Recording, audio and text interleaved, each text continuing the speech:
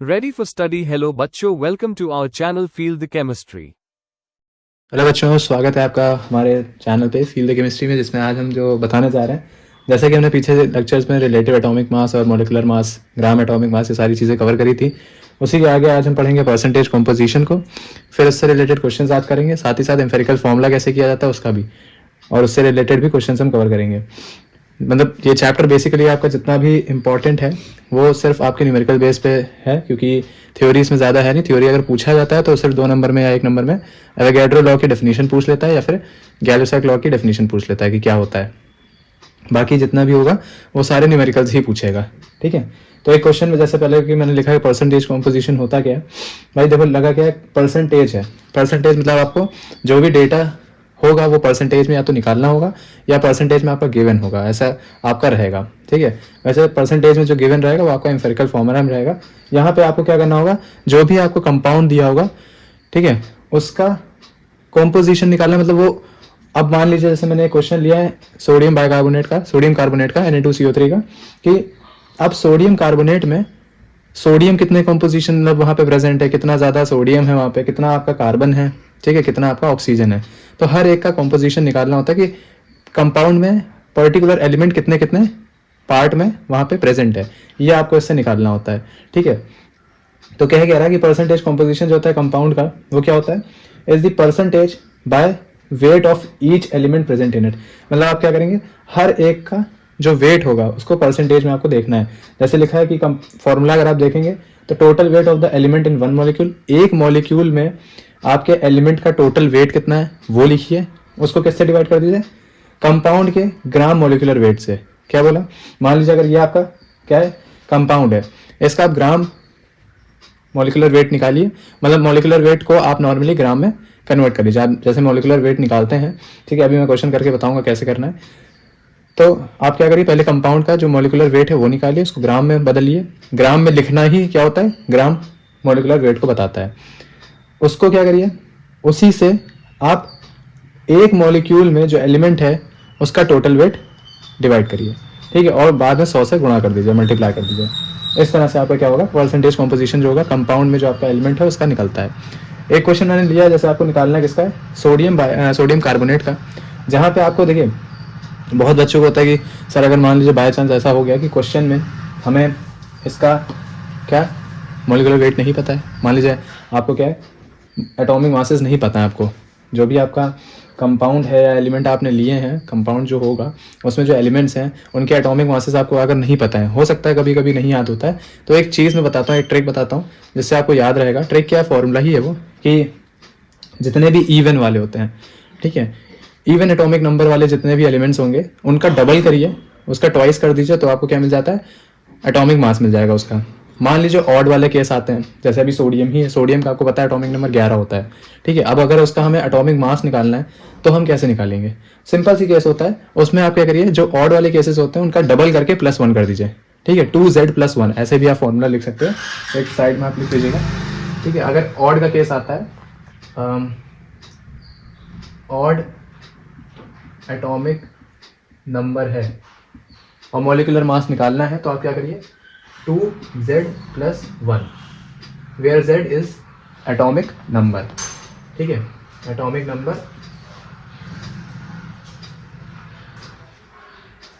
ये मैंने एक तरह से ऐसा लिखा है कि ऑड एटॉमिक नंबर के केस में आप एटॉमिक मास कैसे निकालते हो वो, ठीक है। तो यहाँ पे क्या होगा, ये एटॉमिक नंबर ऑफ या ऐसे ना लिखिए,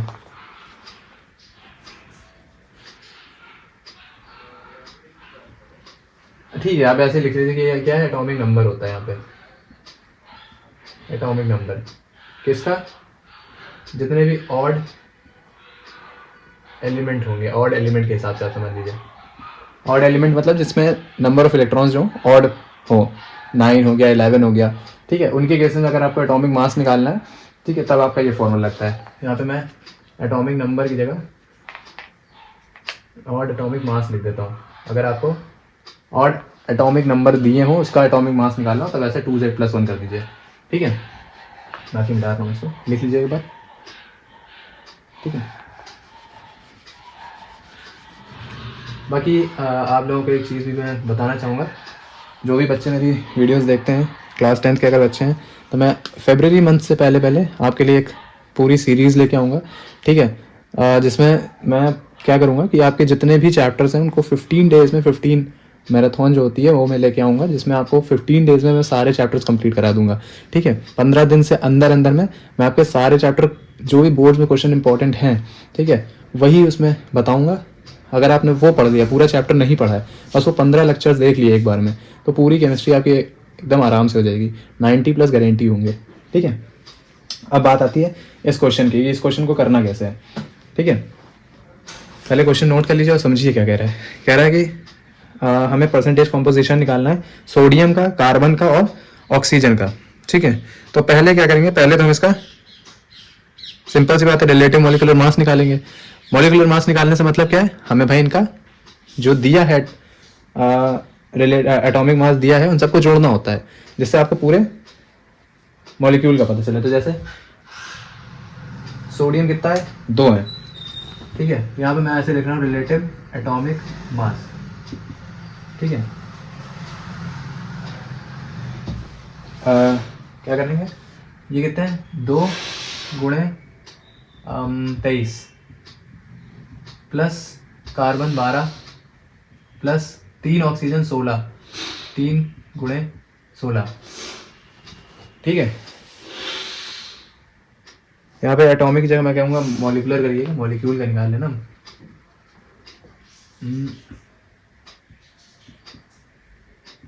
ठीक, तो कितना होगा, 3 2 नहीं, हाँ 3 2 6, 2 2 4, 46 प्लस 12 प्लस 6 3 18, 3 1 3 1 4, 48, ठीक है।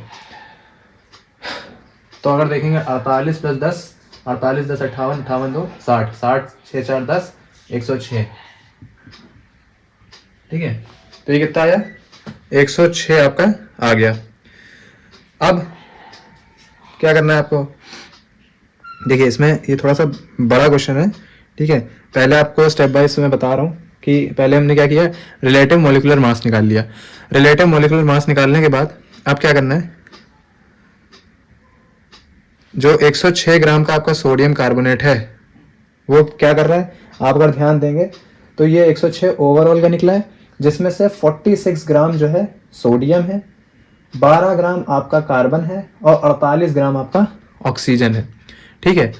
अब इसी तरह से आपको परसेंटेज कॉम्पोजिशन निकालना है, इसको परसेंटेज में बनाना है, तब ये फॉर्मूला आपका लगेगा।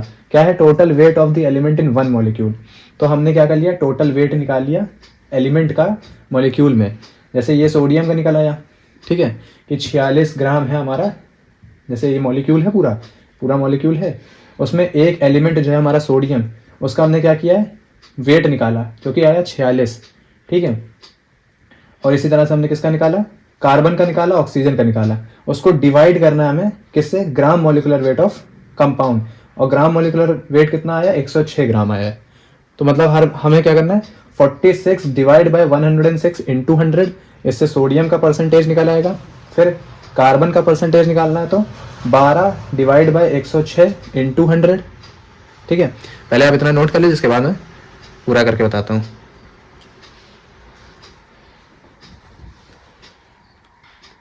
इसके आगे मैंने यहाँ पे लिखा कि अभी तक हमने कितना निकाला था, कंपाउंड का जो पूरा निकाला था, gram atomic mass, gram molecular mass, sorry, ठीक है। तो यहाँ पे क्या था आपका, 106 ग्राम था इस पूरे कंपाउंड का, जो हमने ग्राम मॉलिक्यूलर मास निकाला, ठीक है, वही है। तो इसमें हमने क्या देखा कि सोडियम जो था वो 46 ग्राम कंटेन हो रहा था, ठीक है।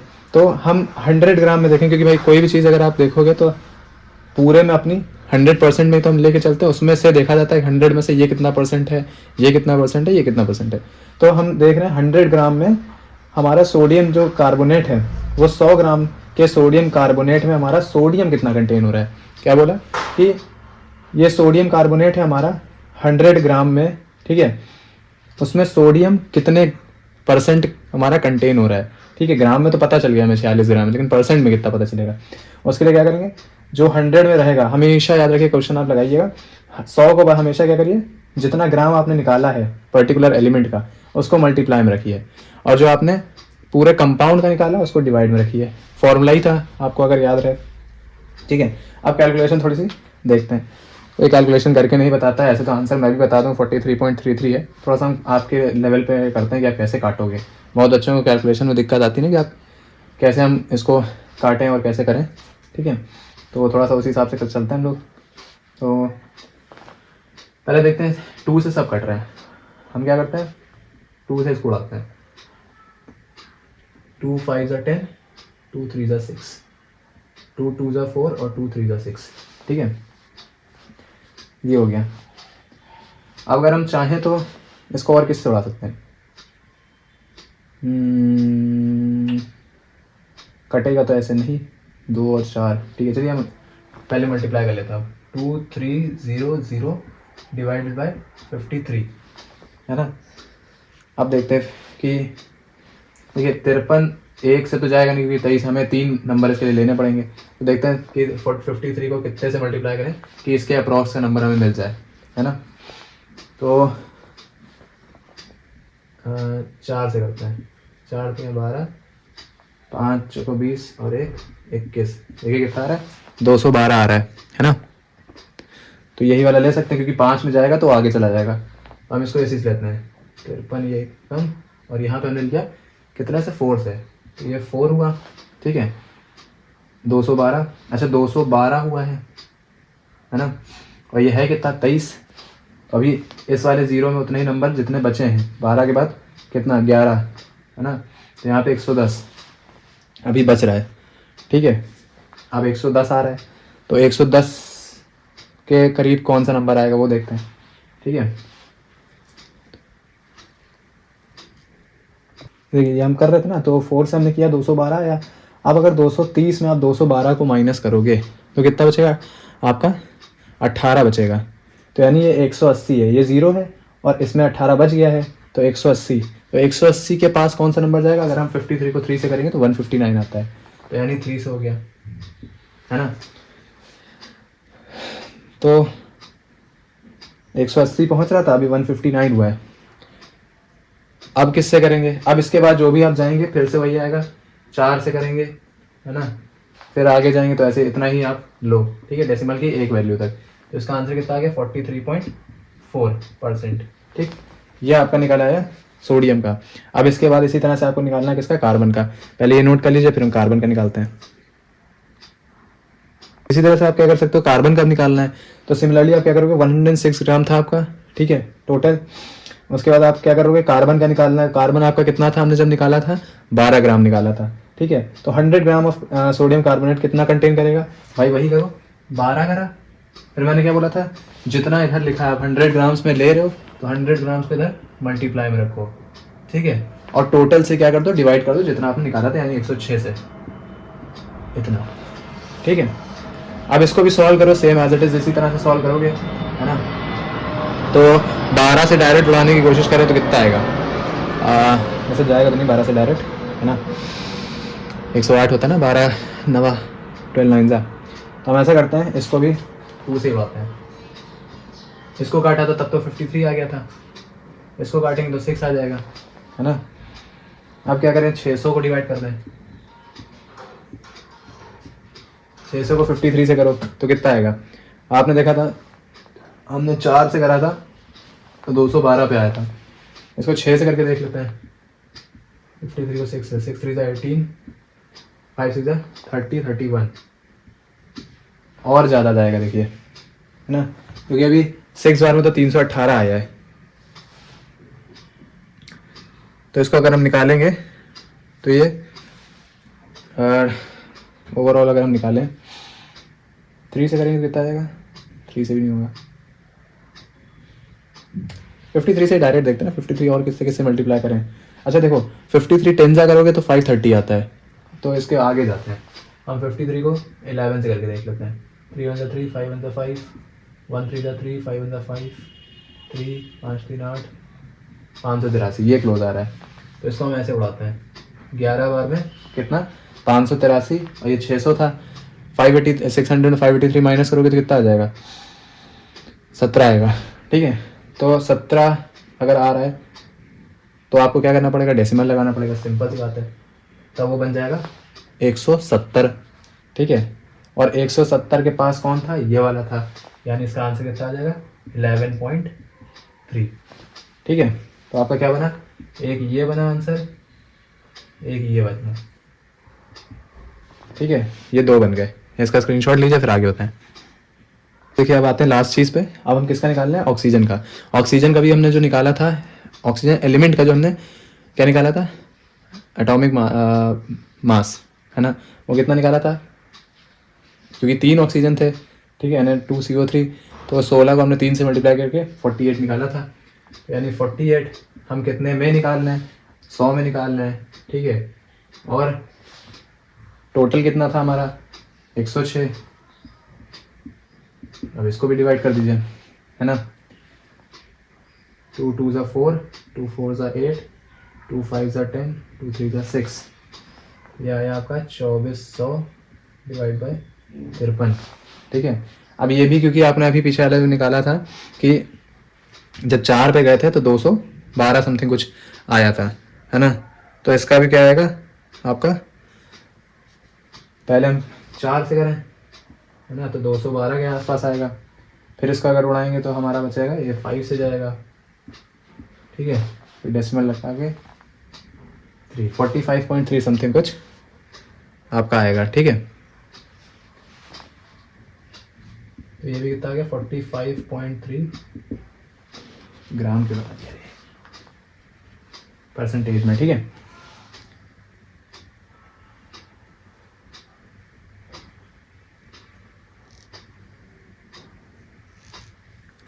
ओके, तो इस तरह से आपका यहाँ ग्राम आप लगा सकते हैं, कोई दिक्कत नहीं, लेकिन ओवरऑल जब लास्ट में आप निकालोगे पूरा, है ना, अलग अलग लिखने के लिए कि हमारा सोडियम इतना आया, तो उसमें आपको वही लिखना पड़ेगा कि 43.3% हमारा सोडियम आया, ऑक्सीजन हमारा 45.3% आया, ठीक है। और कार्बन कितना आया था, आप एक बार चेक कर लीजिएगा, 11.3 समथिंग कुछ आया था, ठीक है। तो इस तरह से ये क्वेश्चन खत्म हो गया आपका। ओके, तो इस तरह से आप क्या करोगे, परसेंटेज कॉम्पोजिशन के क्वेश्चन लगाओगे।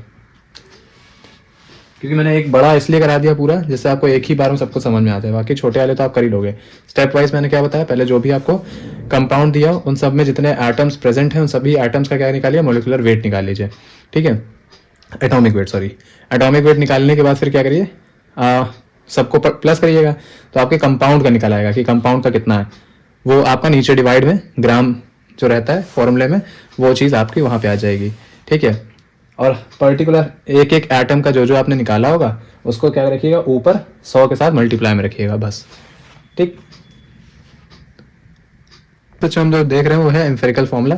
देखिए डिटर्मिनेशन भी होता है इसका कि कैसे आप एम्फेरिकल फॉर्मूला लिखते हो, बट उतना ज़्यादा डीप में जाने की जरूरत नहीं है, मैं आपको एक तरीके से बता दूंगा जिससे आप आराम से किसी भी कंपाउंड का क्या कर सकते हैं, एम्फेरिकल फॉर्मूला निकाल सकते हैं। पहले समझिए कि एम्फेरिकल फॉर्मूला होता क्या है। तो अगर आप देखोगे तो क्या लिखा है, एम्फेरिकल फॉर्मूला जो होता है कंपाउंड का, वो एक सिंपलेस्ट फॉर्मूला होता है, ठीक है, जो आपको जितने भी आपके कंपाउंड में जो भी आपके एलिमेंट्स हैं, ठीक है, उनके जो एटम्स होंगे उनका एक क्या होगा, होल नंबर में आपको दे देता है, ठीक है, निकाल करके। जैसे लिखा है कि which gives the simplest ratio in whole numbers. क्या कर रहा है कि एम्फेरिकल फॉर्मूला जो है कंपाउंड का एक सिंपल सा फॉर्मूला है जो क्या करेगा, आपका एटम्स को क्या करेगा, होल नंबर में दे देगा आपको, ठीक है, सिंपलेस्ट रेशियो में होल नंबर में आपको एटम्स को अरेंज करके दे देगा, जो कि आपके क्या होंगे, डिफरेंट डिफरेंट एलिमेंट्स के होंगे और एक मॉलिक्यूल, कंपाउंड के एक मॉलिक्यूल में प्रेजेंट होंगे, ठीक है। फिर से एक बार चीज़ समझा दे रहा हूँ। पहली बात क्या बताई मैंने कि एम्फेरिकल फॉर्मूला क्या है, वो एक सिंपलेस्ट सा फॉर्मूला है, ठीक है, जो करता क्या है, करता ये है कि कंपाउंड को जो भी आपको दिया गया होगा, ठीक है, उसमें एक मॉलिक्यूल जो होगा, उसमें कंपाउंड के एक मॉलिक्यूल में जितने भी एलिमेंट्स होंगे, डिफरेंट डिफरेंट एलिमेंट्स, उसका जो एटम होगा, क्योंकि आपको पता है एटम जुड़ते हैं तो मॉलिक्यूल बनता है, मॉलिक्यूल्स जुड़ते हैं तो जाके कंपाउंड बनता है। तो वही चीज़ कह रहा है कि कंपाउंड का एक मॉलिक्यूल आप लेंगे, उस मॉलिक्यूल में जितने भी डिफरेंट डिफरेंट एलिमेंट्स प्रेजेंट होंगे उनके एटम्स को क्या करेगा, वो एक सिंपलेस्ट होल नंबर में करके आपको अरेंज करके दे देता है। कौन, एम्फेरिकल फॉर्मूला। कैसे, एक एग्जांपल लेते हैं, जैसे आपने लिखा CH3COOH, ठीक है, तो इसमें आप क्या समझोगे भाई, पहले आप क्या करिए, पहला स्टेप करेंगे कि जितने भी आपको दिए हैं उनको एक साथ लिख लीजिए। मतलब कार्बन यहाँ पे एक है, एक यहाँ पे, आपने क्या किया, 2 कार्बन लिख लिए। टोटल हाइड्रोजन कितने हैं, 3 और 1 4, ये लिख लिया। उसके बाद क्या है, 2 ऑक्सीजन है, उनको लिख लिया। अब उसके बाद क्या करिए, उनका रेशियो लिखिए। रेशियो का मतलब है यहाँ पे 2 कार्बन है, 2 लिख लिया हमने, ठीक है। 4 हाइड्रोजन है, हमने 4 हाइड्रोजन लिख लिया। 2 ऑक्सीजन है, हमने 2 लिख लिया। सिंपलेस्ट रेशियो का मतलब क्या होता है कि वो जब तक कटता जाए उसको काटते जाइए, और जब ना कटे तो वही उसका सिंपलेस्ट रेशियो होता है। अब अगर आप यहाँ देखोगे तो 2 4 2 लिखा है, इसका मतलब ये अभी एक बार कट सकता है। किससे, 2 की टेबल से तीनों उड़ जाएंगे, तीनों उड़ा दीजिए। 2 1 2, 2 2 4 और 2 1 2। तो क्या रेशियो बन गया, सिंपलेस्ट रेशियो 1:2:1। अब ये जो 1 आया है ये किसका आया है, हमने कार्बन का लिया था, तो कार्बन यहाँ पे 1 लिख दीजिए, ठीक। 2 किसका आया, हाइड्रोजन का है, तो आप हाइड्रोजन को 2 लिख दीजिए। और 1 किसका लिया था हमने, किसका आया है, ऑक्सीजन का है, तो 1 ऑक्सीजन लिख दीजिए। तो CH3COOH का एम्फेरिकल फॉर्मूला क्या आया, CH2O। ठीक है, इस तरह से क्वेश्चन सॉल्व होता है। ज़्यादा डीप में जाने की जरूरत नहीं, जो मैंने बताया बस इतने पे आप लगाएंगे तो क्लियर हो जाएगा, ठीक। बाकी अब मैं इसके बाद एक ऐसा क्वेश्चन उठाता हूँ जिसमें आपको एक ही बार में परसेंटेज कॉम्पोजिशन भी निकालना हो, उसके बाद फिर आपको क्या करना पड़ेगा, उसी में आपको ये एम्फेरिकल फॉर्मूला भी उसका लिख के दिखाना पड़े। तो एक ऐसा क्वेश्चन उठाते हैं, ठीक, आप इसको नोट कर लीजिए। तो ये आपका एक अलग से क्वेश्चन है, ठीक है। इसमें लिखा है find the empirical formula of the compounds with the following percentage composition. देखिए यहाँ पे उन्होंने परसेंट में देके रखा। पहले वाले क्वेश्चन में हमने किया था कि वहाँ पे हमें कंपाउंड का फॉर्मूला लिखा हुआ था CH3COOH, तब तो वहाँ पे हमें सिंपलेस्ट रेशियो में करके हमने एम्फेरिकल फॉर्मूला इजीली निकाल लिया। वहाँ तो ट्रिक बता दी थी कि क्या करना है आपको। यहाँ पे क्या करना पड़ेगा, अब जैसे यहाँ पे आपको ये क्वेश्चन अलग है, बी पार्ट अलग है, ए पार्ट का बता रहा हूँ, ठीक है। यहाँ पे जो Zn की वैल्यू और Cl की वैल्यू दी है परसेंटेज में दी हुई है, 47.8% और 52.2%। इसके लिए क्या करना पड़ता है, पहले आपको ये डेटा ऐसे बनाना पड़ता है। डेटा क्या है, एलिमेंट जो दिया गया है वो, उसका क्या परसेंटेज कॉम्पोजिशन गिवन है आप वो लिखिए। ये है आपका एटॉमिक मास, मतलब उसका एलिमेंट का एटॉमिक मास कितना होता है वो लिखिए, ठीक है। फिर उसका ये एटॉमिक रेशियो है, अभी एटॉमिक रेशियो कैसे निकालना है वो भी बताएंगे। फिर उसके बाद आपका आएगा सिंपलेस्ट रेशियो, जो कि लास्ट स्टेप होता है जिससे हम एम्फेरिकल फॉर्मूला लिखते हैं, ठीक है। पहले तो आपको ये क्वेश्चन बता लीजिए, मैं इसमें डेटा एंट्री कर देता हूँ तब तक।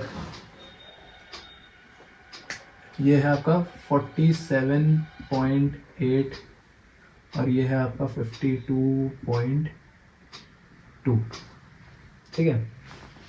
अब आता है एटॉमिक मास। अच्छा, मैंने बताया था कि जैसे क्लोरीन का आपको पता है कितना होता है, 17 होता है atomic number, but atomic mass निकालना होता है, अब क्या करेंगे। अभी एक फॉर्मूला बताया था कि जो आपका क्या होता है, ऑड नंबर वाले एटॉमिक नंबर होते हैं उनका डबल करिए, देन उसमें +1 कर दीजिए। बट यहाँ पे क्या होता है, क्लोरीन में एक कह सकते हैं हम एक्सेप्शन होता है, क्योंकि यहाँ पे उसके आइसोटोप्स भी आते हैं, ठीक है।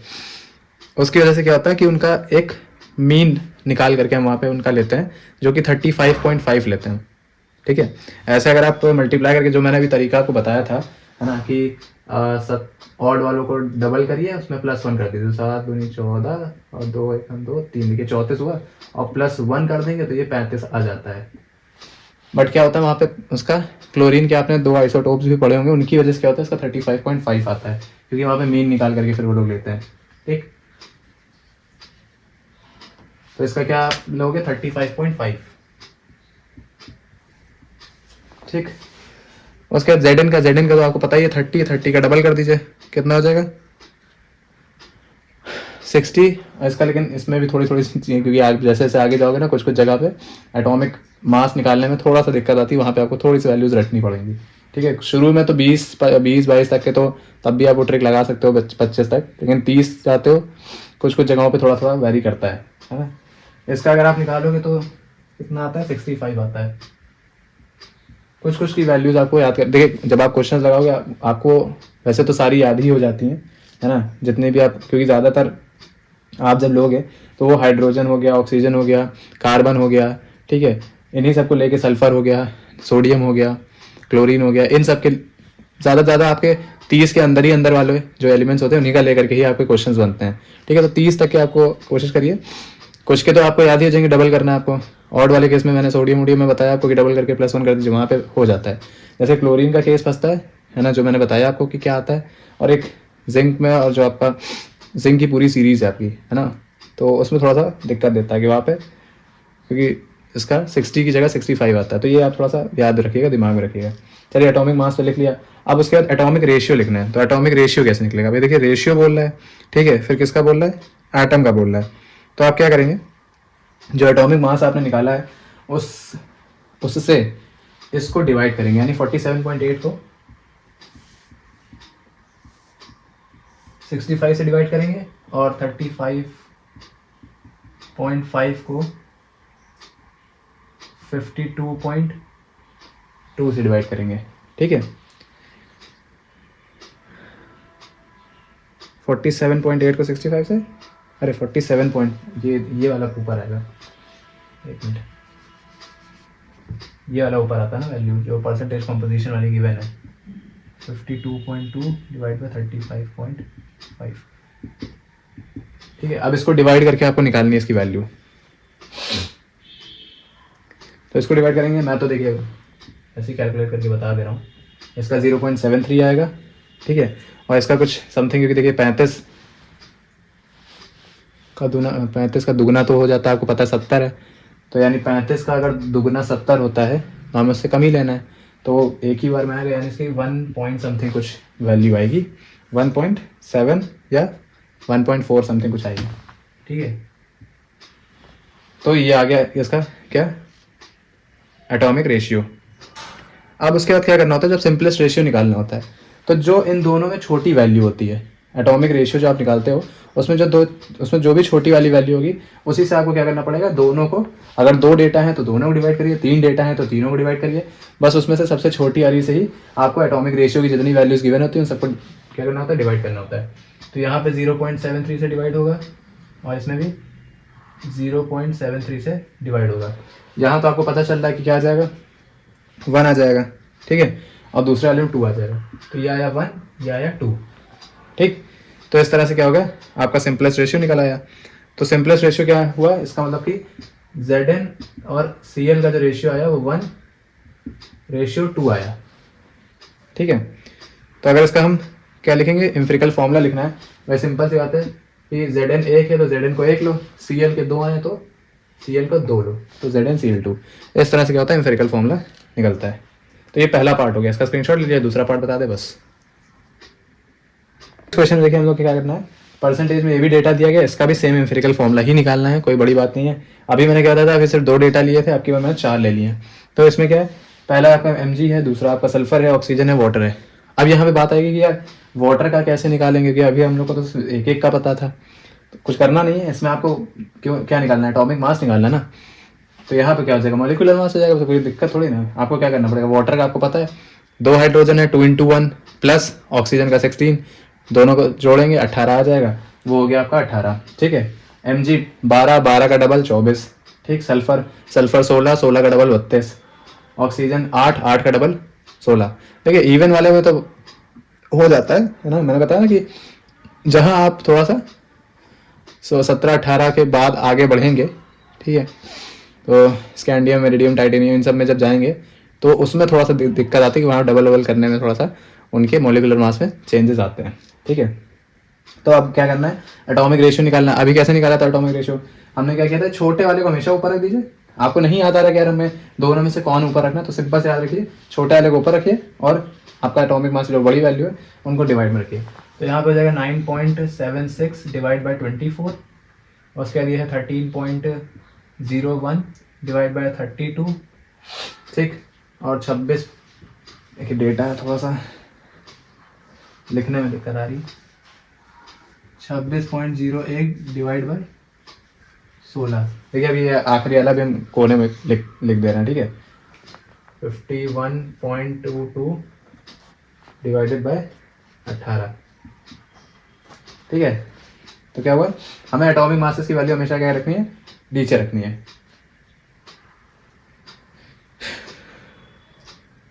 अब देखिए इसको डिवाइड करेंगे तो ये आएगा समथिंग 0, मैं एक बार डिवाइड करके देख लेता हूँ, 0.406 इसकी वैल्यू आएगी, ठीक है। अब 32 को 13 से करेंगे तो ये भी 0 में आएगा, तो 0.406 इसका भी आएगा, 0.406, ठीक। और 51 वाले का जो था वो 2.84 आएगा, ये 2.84 आएगा और 26.01 वाले का 1.625 1.625। अब आपको पता है मैंने क्या बताया था, सिंपलेस्ट रेशियो निकालने के लिए इन सभी डेटा में जो सबसे छोटी वैल्यू होगी उसी से सबको डिवाइड करेंगे। आपको दिख रहा है कि यही दोनों बराबर हैं 0.406 वाली, ठीक है। तो इसी से आपको क्या करना पड़ेगा, डिवाइड करना पड़ेगा, यानी इसकी वैल्यू 1 आ जाएगी क्योंकि आप 0.406 को 0.406 से डिवाइड करोगे तो ये 1 आएगा। सेम इसके साथ भी होगा, 0.406 लिखोगे तो ये भी आपका 1 देगा। इसमें अगर आप 0.406 से डिवाइड करोगे, ठीक है, तो इसकी वैल्यू कुछ आएगी आपकी 7 और इसकी आएगी 4, ठीक है। तो रेशियो क्या बन रहा है, 1:1:4:7 और 1 किसका है ये आपको पता है चल रहा है, mg का है। दूसरा आपका s है, MgSO है ये, ठीक है। और 7 किसका आ रहा है, वाटर का, यानी डॉट ऐसे लिख सकते हैं आप 7H2O, लेकिन अभी हम सही से लिखा नहीं हमने, हम सिर्फ अभी बता रहे हैं कि आपका mg का जैसे एक आया है आपने वो लिखा, ठीक है। एक मिनट, ऑक्सीजन के 4 है ना, हाँ तो ये 4 नीचे आ जाएगा। mg का 1, सल्फर का 1, ऑक्सीजन के 4, वाटर के 7, तो MgSO4.7H2O क्या बना, MgSO4.7H2O। तो इस तरह से क्वेश्चन खत्म होता है, एम्फेरिकल फॉर्मूला खत्म होता है, परसेंटेज कॉम्पोजिशन हो गया है, ठीक है। आपको relative atomic mass molecular mass से निकालना सिखा दिया है, तो ये आपका खत्म। इससे आप प्रैक्टिस करिए, ठीक है।